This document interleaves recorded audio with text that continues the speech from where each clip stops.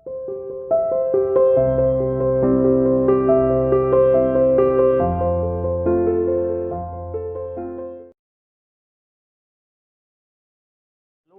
welcome to CR International School online study classes. बेटे, I hope all of you will be fine at home. Please stay home, stay safe.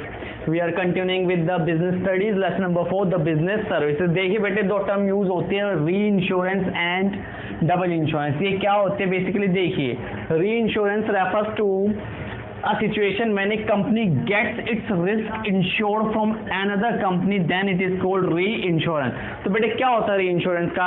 जब एक company अपना risk किसी और company को transfer कर देती है, यानी एक कंपनी अपना इंश्योरेंस किसी दूसरी कंपनी से दे देती है, तो उसे हम reinsurance कहते हैं. इसे हम एक डायग्राम के थ्रू समझने की कोशिश करते हैं बेटे. देखिए, this is a mister A. Mister A है कोई, ठीक है, मिस्टर ए जिसने अपना इंश्योरेंस कराया हुआ था फ्रॉम कंपनी एक्स, ठीक है, कंपनी एक्स. तो इस केस में था कौन? ठीक है, ही इज इंश्योर्ड, ये इंश्योर्ड था और ये कंपनी क्या थी? इंश्योरर थी. ठीक है, इंश्योरर थी. अब कंपनी एक्स ने क्या किया? इसे लगा बेटे कि मेरे ऊपर बहुत ज़्यादा रिस्क चढ़ चुका है, मेरे पास बहुत लोगों का इंश्योरेंस का काम हो चुका है, इसलिए रिस्क बहुत ज़्यादा चढ़ चुका है. तो इसलिए भी कंपनी कर क्या सकती है? अपना इंश्योरेंस किसी अनदर कंपनी को ट्रांसफर कर सकती है, से कंपनी वाई. कंपनी वाई को ये अपना जो रिस्क है वो ट्रांसफर कर सकती है. तो इस केस में होगा क्या? ये कंपनी बेटे इंश्योर्ड भी है, साथ ही साथ इंश्योरर भी है. इंश्योर्ड किसके लिए है? कंपनी वाई के लिए. इंश्योरर किसके लिए? मिस्टर ए के लिए. तो इस सिचुएशन को हम क्या कहते हैं? री इंश्योरेंस कहते हैं. तो री इंश्योरेंस बेटे एक ऐसी सिचुएशन होती है when a company transfer its risk, ठीक है, company transfer its risk from another company, then this called reinsurance. ऐसा क्यों किया जाता है बेटे? कोई कंपनी के ऊपर जब बहुत ज्यादा इंश्योरेंस पॉलिसी आ जाती है और उसके ऊपर जो रिस्क होता है वो बहुत ज्यादा हाई हो जाता है, बहुत ज्यादा चढ़ जाता है, और उसे ऐसा फील होता है कि हो सकता है वो उस रिस्क को बेटे पे करने में सक्षम ना हो. It might not be able to pay its risk. तो ऐसी सिचुएशन में वो करती क्या है? अपना रिस्क किसी और कंपनी को ट्रांसफर कर देती है. इसी को हम क्या कहते हैं? री इंश्योरेंस कहते हैं. When insurance company find its risk has been exceed from a certain limit. तो जब इंश्योरेंस कंपनी को ऐसा महसूस होता है कि उसका रिस्क एक लिमिट के पार हो चुका है, क्रॉस हो चुका है, तो उस स्थिति में ये क्या करती है? री इंश्योरेंस करा देती है. ठीक है बेटे, तो इस तरह से काम होता है. तो मिस्टर ए एक इंश्योर्ड पर्सन था, उसने एक्स से ले रखा था इंश्योरेंस बेटे. एक्स कंपनी को ऐसा लगा कि उसके जो रिस्क की लिमिट है वो बहुत ज्यादा हाई हो चुकी है बेटे, इसलिए उसने अपना रिस्क किसे ट्रांसफर कर दिया? वाई को कर दिया. अब इस स्थिति में अगर मिस्टर ए को क्लेम करना है बेटे, तो मिस एक्स कंपनी से ही करेगा, क्योंकि इसे नहीं पता वाई कंपनी के बारे में. ठीक है, इसे कुछ नहीं पता वाई कंपनी के बारे में. ये क्लेम करेगा तो एक्स कंपनी से ही करेगा बेटे क्लेम, और एक्स कंपनी अगर क्लेम करेगी तो वो किससे करेगी? फिर वाई से करेगी. तो इस तरह से एक्स कंपनी बेटे यहाँ इंश्योर्ड भी है और इंश्योरर भी है. इंश्योर्ड है वाई के लिए, इंश्योरर है मिस्टर ए के लिए. ठीक है, तो ये काम होता है बेटे री इंश्योरेंस में. ठीक है, अब डबल इंश्योरेंस देखिए. डबल इंश्योरेंस तो वेरी इजी है. से this is mister x, he is a person. तो वो दो कंपनी से बेटे इंश्योरेंस करा लेता है, एक्स कंपनी से as well as Y company से. तो इसे हम डबल इंश्योरेंस कहते हैं. So it refers to a situation when a person buy insurance policy from a different companies. अलग अलग कंपनी से, मोर देन वन कंपनी से वो क्या करता है? इंश्योरेंस पॉलिसी बाय कर लेता है, तो उसे हम डबल इंश्योरेंस कहते हैं बेटे. डबल इंश्योरेंस दोनों ही केस में खरीदा जा सकता है. लाइफ इंश्योरेंस के केस में, ठीक है, यानी कि आप मोर देन वन पॉलिसी बेटे, एक से ज्यादा पॉलिसी आप खरीद सकते हो. You can buy more than one policy in case of life insurance. As well as property के केस में, ठीक है, यानी कि इंडेमनिटी कॉन्ट्रैक्ट में भी आप एक से ज्यादा क्या कर सकते हो? पॉलिसियां खरीद सकते हो बेटे. ठीक है, तो जब आप एक से ज्यादा पॉलिसियां खरीद सकते हो एक्स कंपनी से, वाई कंपनी से, ठीक है, तो इसमें बेसिकली जब होता क्या है? जब क्लेम करने की बारी आती है बेटे, ठीक है, प्रॉपर्टीज के केस में जब क्लेम करने की बारी आती है, तो दोनों कंपनियां मिलकर, ठीक है, दोनों कंपनियां मिलकर इस रेशो में, जिस रेशो में उसने इंश्योरेंस करा रखा है बेटे, उस रेशो में आपको कंपनसेशन का भुगतान कर देती है. और अगर लाइफ इंश्योरेंस की आप बात करें तो लाइफ इंश्योरेंस में बेटे जितने की पॉलिसी आपने खरीदी है, 2 लाख 4 लाख, उतने का फुल अमाउंट आपको मिल जाता है. या तो डेथ पे आपके एग्जीक्यूटर को मिल जाएगा बेटे, आपके सक्सेसर को मिल जाएगा. और अगर पीरियड पूरा हो जाता है, जैसे मैंने बताया हुआ है आपको, LIC जनरली कितने साल की होती है? 20 ईयर्स की होती है. ठीक है। LIC जनरली 20 ईयर्स के होते बेटे, तो 20 ईयर्स जैसे ही पूरे हो जाएंगे आपको जो LIC का अमाउंट होता है लाइफ इंश्योरेंस कॉर्पोरेशन द्वारा वो मिल जाता है। LIC की पॉलिसी आप 3 खरीद सकते हो, 4 खरीद सकते हो, 5 खरीद सकते हो बेटे, कितनी पॉलिसी आप परचेस कर सकते हो, इस पर कोई लिमिट नहीं है। ठीक है, जितनी पॉलिसी आप परचेस करो बेटे उतनी पॉलिसी का अमाउंट इस पीरियड के बाद आपको मिल जाता है, इसमें कोई प्रॉब्लम कोई परेशानी आपको नहीं आती। अगर प्रॉपर्टी के लिए आपने डबल इंश्योरेंस करा रखा है एक से ज़्यादा कंपनी से बेटे, अगर आपने इंश्योरेंस खरीदा हुआ है तो लॉस होने पर ठीक है वो कंपनियां रेशो में आपको पे कर देगी। ठीक है बेटे, देखिए बेटे री इंश्योरेंस और डबल इंश्योरेंस में एक बार डिफरेंस देख लेते हैं। वैसे अभी अभी हमने बताया री इंश्योरेंस ऐसा केस होता है जहां जिस कंपनी से आपने इंश्योरेंस कराया है वो और नेक्स्ट कंपनी को ट्रांसफर कर देती है। डबल इंश्योरेंस में एक पर्सन मोर देन 2 कंपनी से अपना इंश्योरेंस करा लेता है। डिफरेंस देखिए, सबसे पहला है रिलेशन। सो री insurance is related with insurer. Insurer यानी वो कंपनी जिसने आपका इंश्योरेंस किया है, the company that does your insurance.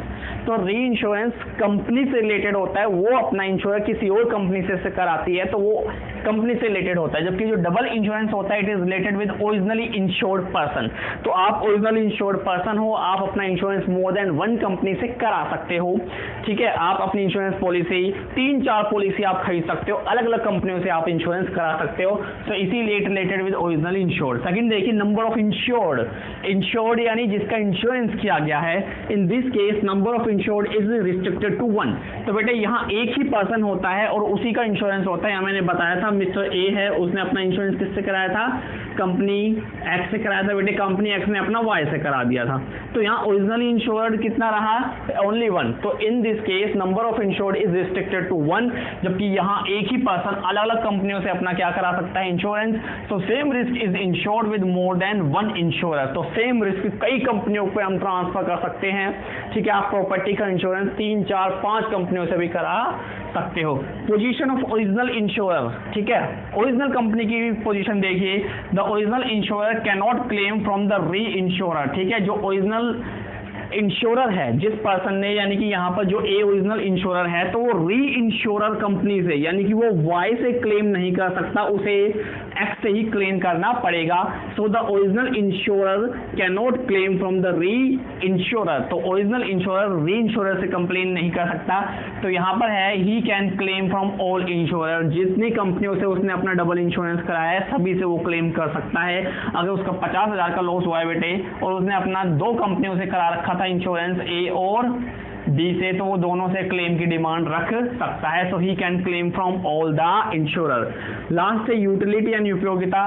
तो बेटे री इंश्योरेंस किसके लिए उपयोगी होता है, इंश्योरर कंपनी के लिए, क्योंकि इंश्योरर कंपनी अपना रिस्क ट्रांसफर कर देती है किसी और कंपनी के लिए। जबकि जो डबल इंश्योरर होता है वो किस के लिए फायदेमंद होता है, जनरल पब्लिक के लिए। देखिए बेटे एक और टॉपिक हम पढ़ते हैं, इंश्योरेंस एंड एश्योरेंस। ठीक है, एक होता है इंश्योरेंस, एक होता है एश्योरेंस। तो दोनों कई बार इंटरचेंजेबल यूज होते हैं बेटे, जबकि इन दोनों में काफी डिफरेंस होता है। देखिए एश्योरेंस, अश्योर होना यानी कि सर्टन होना, हाँ निश्चित होना। तो बेटे एश्योरेंस यूज होता है लाइफ इंश्योरेंस के लिए। लाइफ इंश्योरेंस में पर्सन अश्योर होता है कि उसे क्लेम मिलेगा ही मिलेगा, चाहे कोई इवेंट हो या ना हो। लाइफ इंश्योरेंस में होता है क्या बेटे, डेथ होने पर उसके सक्सेसर को या उसके पीडिसर को रुपए मिलते ही मिलते हैं बेटे। और अगर उसकी डेथ नहीं भी हुई तो 20 साल पूरे होने के बाद, यानी कि जो टर्म है इंश्योरेंस की बेटे वो पूरी होने के बाद उसे रुपया मिलता ही मिलता है। इट मींस लाइफ इंश्योरेंस में अश्योर है, वो निश्चित है वो कि उससे रुपया मिलेगा ही मिलेगा बेटे। ठीक है, चाहे कोई इवेंट हो या ना हो। अगर इवेंट डेथ हो जाता है तो उसके सक्सेसर को मिलेगा, नहीं होता तो उसको खुद को मिल जाएगा। जबकि जो दूसरे इंश्योरेंस होते हैं बेटे, जैसे मैराइन इंश्योरेंस या लॉस इंश्योरेंस हो गया बेटे, लॉस बाय फायर हो गया, वहां आपको क्लेम कब मिलता है, only at the time of happening of an event of loss. जब कोई ना कोई लॉस आपका होगा, कोई इवेंट हैपन हुआ, आग लग गई बेटे, बाढ़ आ गई, भूकंप आ गया, सूखा पड़ गया, जिसके कारण आपका गुड्स खराब हो गया, डैमेज हो गया, लॉस हो गया, तब आपको क्लेम मिलता है। तो वहां इंश्योरेंस है, पता नहीं आपको क्लेम मिलेगा या नहीं मिलेगा, लॉस हुआ तो मिलेगा, अदरवाइज आपको नहीं मिलेगा, आपका प्रीमियम का अमाउंट चला जाएगा। क्योंकि लाइफ इंश्योरेंस में वो अश्योर रहता है, वो निश्चित रहता है कि उसका अमाउंट ऑफ इंश्योरेंस मिलेगा ही मिलेगा। तो ये दोनों टर्म बेटे है, ठीक है, जो एक एश्योरेंस लाइफ इंश्योरेंस के लिए यूज होती है और इंश्योरेंस अदर यानी कि फायर और मराइन इंश्योरेंस के लिए यूज होती है। अब दोनों में एक बार डिफरेंस देख लेते हैं बेटे। डिफरेंस देखिए इंश्योरेंस एंड एश्योरेंस में। मैंने बता दिया एश्योरेंस लाइफ इंश्योरेंस के लिए यूज होगा बेटे, ठीक है, किसके लिए, लाइफ इंश्योरेंस के लिए, और ये जो हो गया ये आप बाकियों के लिए। देखिए पहला है रिलेशन, पहला क्या है, relation. So insurance is related with fire and marine insurance. तो इंश्योरेंस किससे रिलेटेड होता है, फायर इंश्योरेंस या मराइन समुद्र के इंश्योरेंस से होता है, यानी कि अगर लॉस हो जाए तो फिर उसमें हम क्या कराते हैं, इंश्योरेंस कराते हैं। जबकि जो एश्योरेंस होता है is related to life insurance, क्योंकि लाइफ इंश्योरेंस में आपको क्लेम मिलना ही मिलना है चाहे लॉस हो या ना हो बेटे। सेकंड है पेमेंट ऑफ कंपनसेशन। तो मैंने बता दिया बेटे इंश्योरेंस के केस में कंपनसेशन आपको तभी मिलेगा जब कोई ना कोई लॉस हुआ है, यानी कोई ना कोई हैपनिंग ऑफ एन इवेंट हुआ है। तो देखिए insurance is paid only on the happening of an event, यानी कि आग लग गई, बाढ़ आ गया, सूखा पड़ गया, मैराइन यानी कि शिप आपका डैमेज हो गया बेटे आइसबर्ग से टकराकर, तब आपको मिलेगा। और यहाँ पर compensation will paid whether the event is happen और नॉट, यानी कंपनसेशन मिलेगा ही मिलेगा, इवेंट हो चाहे ना हो। इवेंट यानी कि अगर डेथ हो गई तो मिलेगा, और अगर डेथ नहीं हुई तो 20 साल यानी कि जो लाइफ इंश्योरेंस का पीरियड होता है वो समाप्त होने के बाद आपको मिलेगा ही मिलेगा। थर्ड देखिए nature of risk. Nature of risk, risk की प्रकृति कैसी है देखिए, it is used when the risk is of uncertain nature. Uncertain यानी अनिश्चितता। तो बेटे बिजनेस में अनसर्टेनिटी बनी रहती है, अनिश्चितता बनी रहती है। हमें नहीं पता बेटे बिजनेस में कब आग लग जाए, ठीक है, कब बाढ़ आ जाए, कब माल चोरी हो जाए बेटे, थेफ्ट हो जाए, ठीक है, कब आपका स्टॉक गोदाम में से गायब हो जाए बेटे। तो इसीलिए इंश्योरेंस जब यूज होता है वह आपका रिस्क कैसा हो, अनसर्टेन नेचर का, इट मे और मे नॉट हैपन, ठीक है, वो अनसर्टेनिटी हो भी सकती है या ना भी हो बेटे।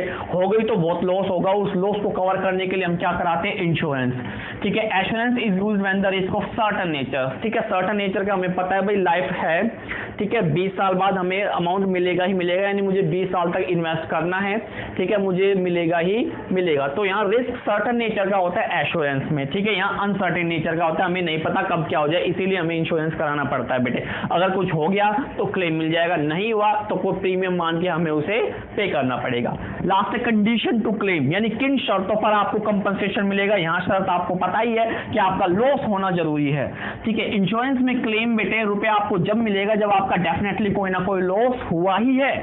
सो the insured must suffer a loss to claim the insurance. तो आपको इंश्योरेंस को क्लेम करने के लिए कोई ना कोई लॉस सफर करना ही पड़ेगा। यहाँ पर देखिए the insurance company bound to pay, वो बाउंड टू पे हो गई, यानी कि वो पे करेगी whether the loss is happen और नॉट। बेटे लॉस हो जाए तो भी पे करेगी। लॉस का मतलब यहाँ डेथ से बेटे, जिस पर्सन ने लाइफ इंश्योरेंस लिया है ना बेटे, अगर उसकी डेथ हो जाती है तो पे होगा ही होगा, और अगर उसकी डेथ नहीं होगी बेटे तो आफ्टर 20 ईयर्स, ठीक है, 20 साल की इंश्योरेंस पॉलिसी के बाद उसे क्लेम मिलेगा ही मिलेगा। देखिए बेटे नेक्स्ट टॉपिक है आपका वाई इंश्योरेंस इज नीडेड। भाई एक पर्सन को इंश्योरेंस क्यों कराना चाहिए या क्यों कराना पड़ता है, वाई इट इज नीडेड, क्यों आवश्यकता पड़ती है, या फिर what is the advantage of insurance. भाई इंश्योरेंस कराने के क्या फायदे मिलते हैं जिसकी वजह से आप इंश्योरेंस कराते हैं। तो देखिए बेटे एडवांटेज ऑफ इंश्योरेंस, सबसे पहला है प्रोवाइडिंग प्रोटेक्शन। प्रोटेक्शन यानी कि सुरक्षा प्रोवाइड कराना बेटे। तो आपके बाद आपकी फैमिली का क्या होगा, कई लोग ये सोच कर ही परेशान हो जाते हैं बेटे। आपने स्टोर में माल रखा हुआ है बहुत सारा, कहीं वो चोरी हो गया तो क्या होगा बेटे, ठीक है, कहीं उसमें आग लगे तो क्या होगा, ये सोच के हम लोग पागल हो जाते बेटे। तो अगर आपको इस चिंता से बचना है बेटे, ठीक है, कि मेरे बाद मेरी फैमिली का क्या होगा, ठीक है, तो इसके लिए आपको क्या कराना पड़ता है, LIC खरीदनी पड़ती है बेटे, लाइफ इंश्योरेंस पॉलिसी लेनी पड़ती है, जिंदगी के साथ भी जिंदगी के बाद भी बेटे LIC। तो इंश्योरेंस का सबसे बड़ा फायदा यही है कि इट प्रोवाइड प्रोटेक्शन, ये आपकी लाइफ को प्रोटेक्शन प्रोवाइड कराता है। साथ ही साथ अगर आपके पास गुड्स सर्विसेज रखे हुए गोदाम के अंदर जिसकी आपको चिंता रहती है कि भाई मेरे गुड्स का क्या होगा, तो बेटे उस चिंता को दूर करना है, इंश्योरेंस करा लीजिए। इंश्योरेंस कराने के बाद अगर लॉस होता है बेटे तो इंश्योरेंस कंपनी बियर करेगी। तो कहने का मतलब है इंश्योरेंस कंपनी बेटे आपको प्रोटेक्शन प्रोवाइड कराती है, आपकी चिंताओं से आपकी जिंदगी को प्रोटेक्ट करती है, आपकी फैमिली को प्रोटेक्ट करती है, आपके गुड्स एंड सर्विसेज को प्रोटेक्ट करती है। सेकंड देखिए बेटे इन्वेस्टमेंट एलिमेंट, ठीक है, एलआईसी के अंदर जब हम लाइफ इंश्योरेंस पॉलिसी खरीदते बेटे तो उसमें इन्वेस्टमेंट का एलिमेंट जरूर होता है। इन्वेस्टमेंट का मतलब होता है, ठीक है, कुछ ना कुछ पार्ट निकाल के उसे इन्वेस्ट करना जिससे उसका भविष्य में बेटे आपको लाभ मिल सके। तो इंश्योरेंस पॉलिसी में होता क्या है, आप एलआईसी में जनरली करते क्या हो बेटे, 20 ईयर्स के लिए आप क्या करते हो, इंश्योरेंस पॉलिसी खरीदते हो। मान लो 20 ईयर्स के लिए आपने 3 लाख रुपए जमा किए बेटे, तो 3 लाख जो रुपए आपने जमा किए वो आपको 20 साल बाद 6 लाख होकर मिल जाते हैं। इंश्योरेंस में रुपए ऑलमोस्ट डबल आपको करके मिलता है। तो देखिए आपने 3 लाख इन्वेस्ट किए, आपको 6 लाख रुपए मिल गए। तो एलआईसी में, लाइफ इंश्योरेंस पॉलिसी में हमेशा बेटे इन्वेस्टमेंट एलिमेंट होता है। आप अपनी छोटी छोटी सेविंग्स करके, क्योंकि एलआईसी के लिए कोई निश्चित नहीं है कि आपको बड़ी अमाउंट दिखाई दे बेटे, आप बहुत छोटा अमाउंट 500 रुपए की अमाउंट से भी इन्वेस्ट कर सकते हो, सेव कर सकते हो पर मंथ बेटे, ठीक है। तो यहाँ इन्वेस्टमेंट एलिमेंट देखने को मिलता है, आपकी लाइफ भी सिक्योर रहती है और कुछ समय के बाद आपको इकट्ठा रुपया भी मिल जाता है, ठीक है, जिससे कि आपके बेसिकली वृद्धावस्था में आपके बहुत काम आता है। आगे डिस्ट्रीब्यूशन ऑफ रिस्क, यानी कि रिस्क का ट्रांसफर हो जाना बेटे। एलआईसी और बाकी जो जनरल इंश्योरेंस होता है दोनों में ही क्या होता है, रिस्क ट्रांसफर हो जाता है बेटे।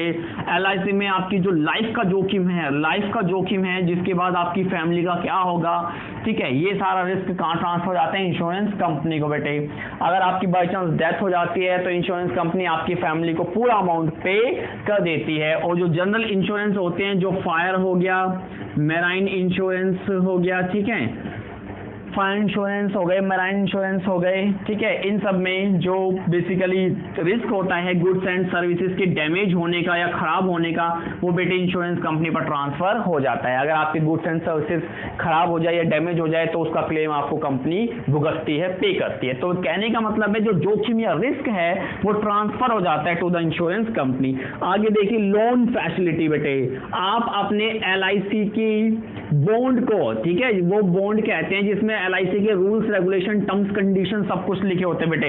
आप अपने एलआईसी के बॉन्ड को बैंक के पास गिरवी रखकर लोन ले सकते हो, लोन उठा सकते हैं बेटे। अगर आपकी एलआईसी है पूरी तरह से आप उसकी बेटे किस्तें टाइम पर भर रहे हो, इंस्टॉलमेंट टाइम पर भर रहे हो एलआईसी की, तो इससे बैंक भी इंप्रेस होते हैं बेटे, खुश होते हैं कि अच्छा कस्टमर है, अपनी लायबिलिटीज को टाइम पे भुगतान करता है, तो आपके एलआईसी के बॉन्ड को बेटे गिरवी रख के आपको लोन प्रोवाइड करा देता है। तो इंश्योरेंस का ये फायदा भी हमें मिलता है बेटे कि हमें लोन लेने में काफी आसानी रहती है, ठीक है, लोन फैसिलिटी हमें मिल जाती है। आगे देखिए एंकरेजमेंट टू सेविंग, यानी ये लोगों को एंकरेज करता है, प्रोत्साहित करता है कि आप छोटी मोटी सेविंग करके एलआईसी में इन्वेस्ट करें, ठीक है बेटे। जो लोग गरीब होते हैं, ठीक है, जिनके पास एक साथ रुपए नहीं जुड़ पाता, वो क्या करते हैं, अपनी छोटी मोटी सेविंग, ठीक है, जैसे 500 रुपए बचा ले हर महीने, 500 रुपए बचा के आपने अपने बेटे एलआईसी में जमा कर दिए, ठीक है, तो इससे वो लोगों को एंकरेज करता है कि भाई आप खर्चा कम करें और छोटी मोटी सेव करें और एलआईसी में अपना इन्वेस्ट करें, ताकि आप बेटे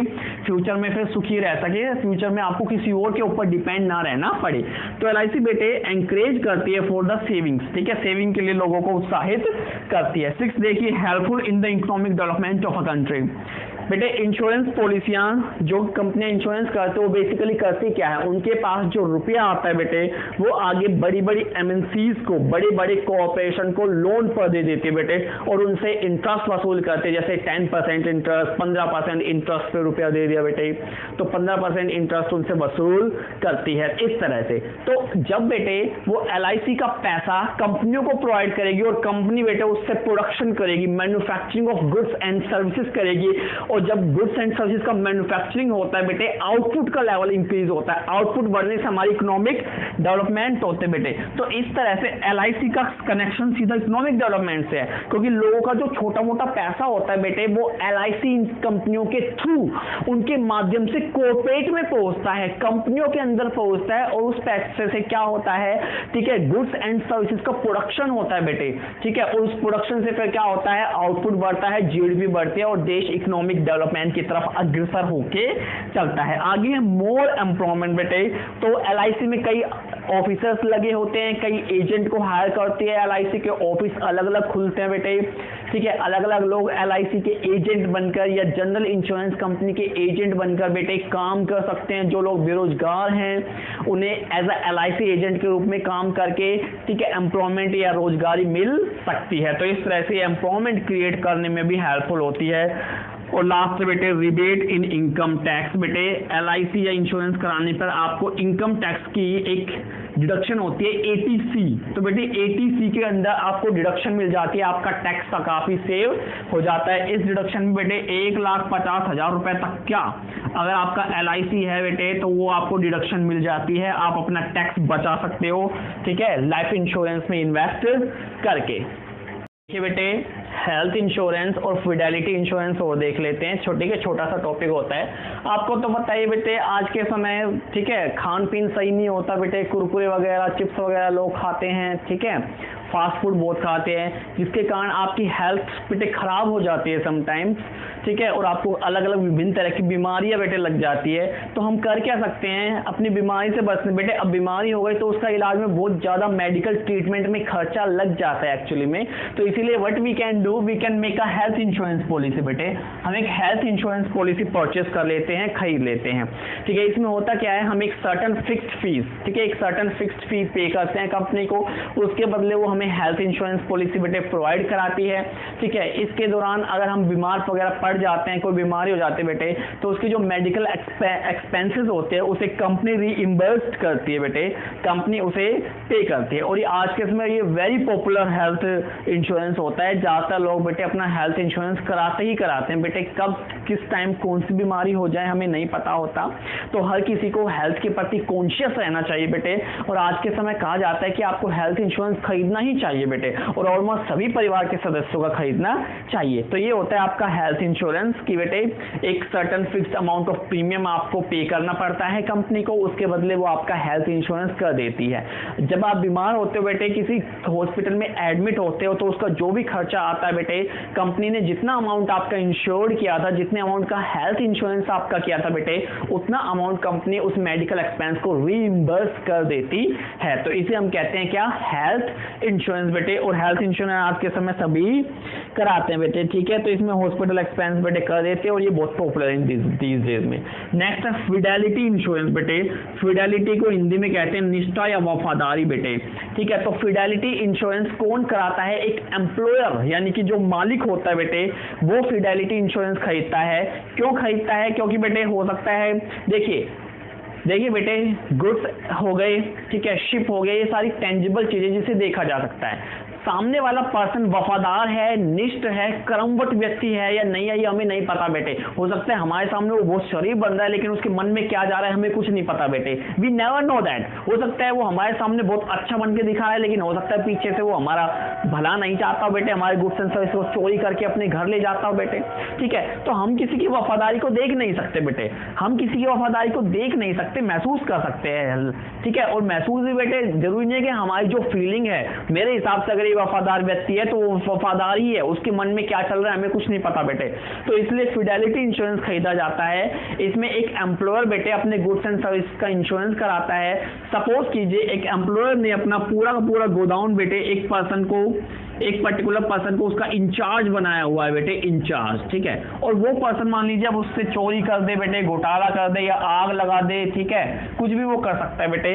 तो जब हमें नहीं पता होता कि इस पर्सन पर ट्रस्ट कर सकते हैं नहीं कर सकते, तो बेटे हम अपना फिडेलिटी इंश्योरेंस करा लेते हैं। ये एम्बेजमेंट यानी कि धोखाधड़ी, गबन जो होते हैं ना बेटे, डिसहोनेस्टी होती है एम्प्लॉइज की, उससे बचने के लिए कराया जाता है, ताकि हमारा गुड्स एंड सर्विसेज अगर लॉस हो जाए, वो चोरी करा दे, वो आग लगा दे बेटे गलती से, ठीक है, तो इसके लिए हमें पूरा कंपनसेशन मिल सके। तो ये होता है फिडेलिटी इंश्योरेंस बेटे, ठीक है। तो इसमें बेटे डिसहोनेस्टी, फ्रॉड, एम्बेजमेंट ऑफ द एम्प्लॉइज, इसके कारण ये कराया जाता है बेटे, ठीक है। तो इसीलिए हमें पता होना चाहिए भाई कि अगर सामने वाला ब्रीच ऑफ फेथ यानी आपके विश्वास को तोड़ देता है बेटे, ठीक है, और आपके गुड्स एंड सर्विसेज को हानि पहुंचाता है, तो उससे बचने के लिए फिडेलिटी इंश्योरेंस खरीदा जाता है। इसके फीचर्स देखिए दो है, एक तो हो गया सब्जेक्ट मैटर, एक हो गया बेटे सर्विस कंडीशन। अब सब्जेक्ट मैटर क्या होता है? The subject matter is tangible in other insurance. बाकी इंश्योरेंस में तो सब्जेक्ट मैटर टेंजिबल होता है, जिसे हम इजीली देख सकते हैं, जैसे कि बेटे, ठीक है, बिल्डिंग हो गई, गुड्स हो गया, शिप हो गया, इन्हें हम इजीली देख सकते हैं। लेकिन फिडेलिटी इंश्योरेंस में बेटे सामने वाले की वफादारी को देखा नहीं जा सकता, केवल महसूस किया जा सकता है, और ये भी नहीं कि हमारी जो फीलिंग है वो सही हो। हमारे हिसाब से कोई वफादार व्यक्ति है तो वो वफादार ही साबित हो, ऐसा जरूरी नहीं होता बेटे। तो इसीलिए सामने वाले की फिडेलिटी को हम देख नहीं सकते या छू नहीं सकते। सो insurance is got in respect of the Fidelity of the employees. तो बेटे हम एम्प्लॉइज की फिडेलिटी के लिए, यानी सब्जेक्ट मैटर क्या हो गया बेटे, फिडेलिटी ऑफ एम्प्लॉइज। ठीक है, फिडेलिटी ऑफ एम्प्लॉइज, एम्प्लॉइज की वफादारी यहाँ सब्जेक्ट मैटर हो गया जिसके प्रति इंश्योरेंस पॉलिसी खरीदी जाती है। सेकंड है बेटे सर्विस कंडीशन। देखिए the service condition of the group of employ and individual employ for whom the insurance policy is taken can not be changed. तो बेटे जो सर्विस, जिस कंडीशन, जिन नियम एवं शर्तों पर हमने पॉलिसी खरीदे बेटे, वो चेंज नहीं हो सकती, वो एज इट इज ही रहेगी जो आपने इंश्योरेंस कंपनी से कंसल्ट किया है। अगर आपने फ्रॉड के लिए खरीदा बेटे तो फ्रॉड के प्रति होगा। एम्बेजमेंट, एम्बेजमेंट का मतलब क्या होता है बेसिकली, ठीक है, गबन होता है बेटे, तो गबन के प्रति ही ये पॉलिसी रहेगी, डिसऑनेस्टी के प्रति रहेगी। यानी जो सर्विस कंडीशन आपने बेटे इंश्योरेंस पॉलिसी के दौरान बताई गई है वही सर्विस कंडीशन पर आपको क्लेम पे किया जाएगा। Thank you very much.